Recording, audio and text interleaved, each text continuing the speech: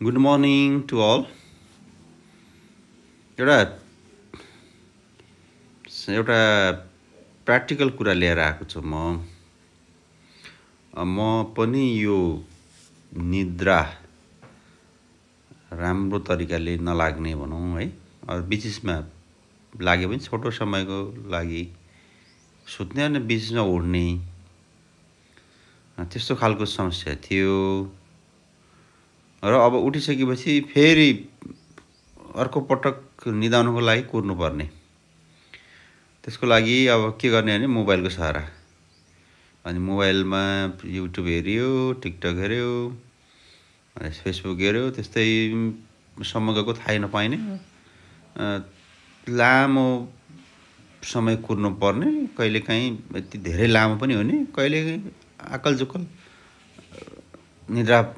पनि पर्ने, हेर्दा हेर्दै पनि त्यस्तो खालको हुन्थ्यो र अलि केही नभए पनि क्वालिटी खालको निद्रा पर्दैन थियो भनौँ। सामान्यतया रेगुलरली निरन्तर रूपमा हेर्दै जाने हो भने त्यस्तो खालको क्वालिटी त्यो भएकोले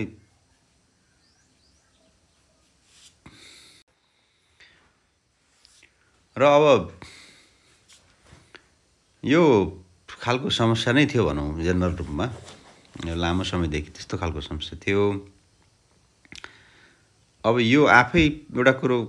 हुन त यो जेनरल रूपमा सबैले हामीले यो सुनिआएको कुरा हो, बुझिआएको कुरा हो, तर यसलाई चाहिँ साँच्चै व्यवहारमा लागु गर्दाखेरि यहाँ भन्न सजिलो छ, अलि गर्न अलिकति गाह्रो छ, जुनसुकै कुरा पनि। तैपनि अब यस्ता प्लेटफर्महरू मार्फत अलिकति केही खालका सकारात्मक सन्देश दिने खालको कुराहरू चाहिँ राख्नुपर्छ भन्ने जस्तो लाग्छ। मैले आफूले प्र्याक्टिकली अनुभव गरेको कुराहरू, आफूले यो लागु गरेका कुराहरू के हो भने विगत यो दसैँभन्दा अगाडि यहाँ धनगढी आइसकेपछि लगभग मैले यो अब यो के भन्छ यो मोबाइल कम हेर्ने भनौँ न सामान्य रूपमा, विशेष गरी अब यसमा कम ध्यान गएको छ होइन मोबाइलमा। अलि विशेष गरी कस्तो छ भने राति सुत्नुभन्दा अगाडि कम्तीमा 1 घन्टा अगाडि तपाईँले मोबाइल स्विच अफ गर्नुभयो भने यसले धेरै ठुलो खालको मानसिक शान्ति दिँदो रहेछ। निद्राको लागि एउटा आधार चाहिँ बन्दो रहेछ। किनभने हामी मोबाइल हेर्दै जाँदाखेरि विभिन्न खालका विचारहरू यसले के भने मोबाइलका क्लिकहरूमा एकपछि अर्को विभिन्न खालका भिडियोहरूले गर्दाखेरि त्यसमा मान्छे दिमागलाई तरङ्गित गर्ने खालको एक्साइटमेन्ट कुरा गर्ने खालका कुराहरू हुन्छन् र कहिलेकाहीँ एक खालको फ्लक्चुएसन चाहिँ माइन्डमा विभिन्न तरङ्गहरू पैदा गर्ने, कहिलेकाहीँ हर्षका छन्, कहिलेकाहीँ पीडाका, दुःखका, हरेक कुराहरू विभिन्न खालका ती तरङ्गहरूले गर्दाखेरि चाहिँ यसले त्यसलाई हलचलहरू चाहिँ न्युरोनहरूलाई भित्रका के भन्ने होइन त्यो खालको एक खालको तरङ्ग, जस्तै पानीमा चाहिँ ढुङ्गा हान्यो भने त्यो विभिन्न खालको त्यो तरङ्गहरू उत्पन्न हुन्छन् पानीमा, त्यस्तै खालको चाहिँ ढुङ्गा हाने जस्तो हुँदो रहेछ यो। त्यही भएर कम्तीमा 1 घन्टा अगाडि तपाईँले मोबाइल स्विच अफ गर्नुभयो भने तपाईँको दिमाग शान्त हुन्छ। र अर्को कुरो, पढ्नलाई मन कसैले लाग्दैन पक्कै पनि हो, त्यो सबैको समस्या हो, मेरो पनि त्यही हो। तर अलिकति के छ भने अब समय पनि अलि म्यानेज गर्न गाह्रो हुन्छ, कामकाजी मान्छेलाई अलिक अप्ठ्यारै हुन्छ। तैपनि कस्तो बेलुकाको समय सुत्नुभन्दा अगाडि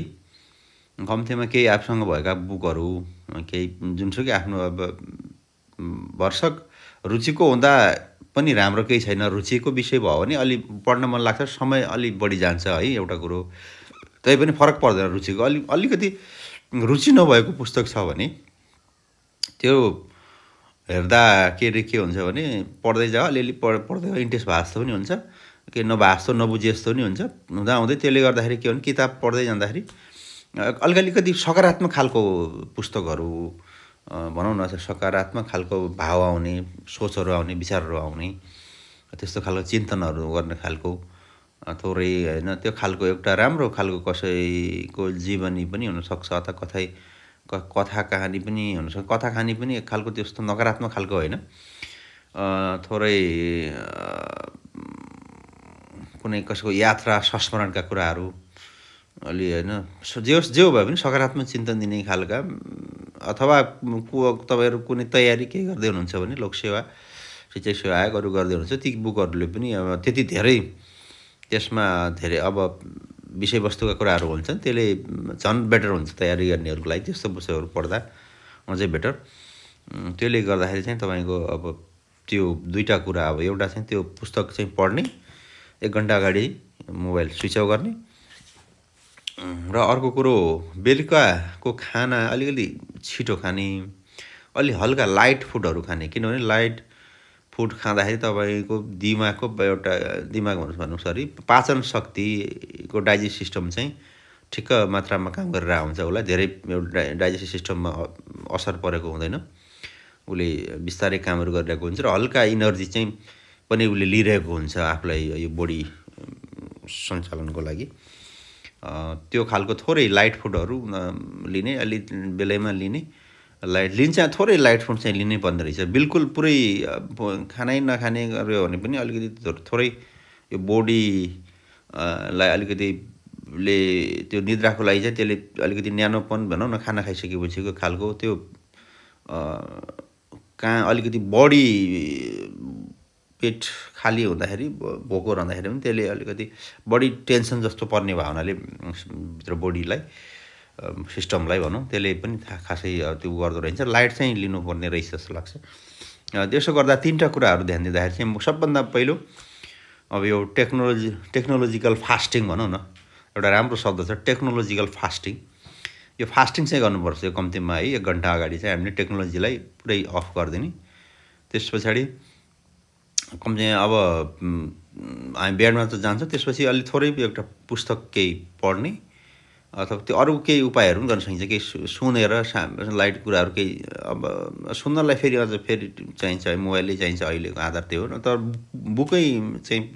म मेरो त्यो खालको प्रिफर गर्छु है त्यस पछाडि थोरै लाइट फुड छिटै चाँडो र अर्को कुरो फास्टिङ टेक्नोलोजिकल फास्टिङ भनिसकेँ मैले यी 3टा कुराहरू ध्यान दियो भने तपाईँको निद्रा एकदमै राम्रो हुने रहेछ क्वालिटी निद्रा पर्ने रहेछ मलाई अहिले राम्रो खालको यो परिरहेछ यो खालको मैले 3टा उपायहरू गर्दाखेरि निद्रा राम्रो भएको छ पहिलेको भन्दा एकदमै राम्रो टक्क 9-10 बजी चाहिँ निद्रा परिहाल्ने र बिहान 4 बजीतिर निद्रा खुल्ने त्यस पछाडि फेरि अब म यो गेम पनि ब्याडमिन्टन खेल्ने भयो हुनाले बिहानतिर 5 बजीतिर 6 बजीतिर 3-4 घन्टा बिहान ब्याडमिन्टनतिर गएर यसरी दिनचर्या मेरो गइरहेको छ यो उपाय गर्नुहोला निद्रामा अलि चिन्ता जसमा छ निद्रा मेरो परिरहेको छैन राम्रो अलि डिस्टर्ब भइरहेछ भन्नेहरूको लागि अलिकति योले केही कामहरू गर्न सक्छ है हवस् थ्याङ्क यू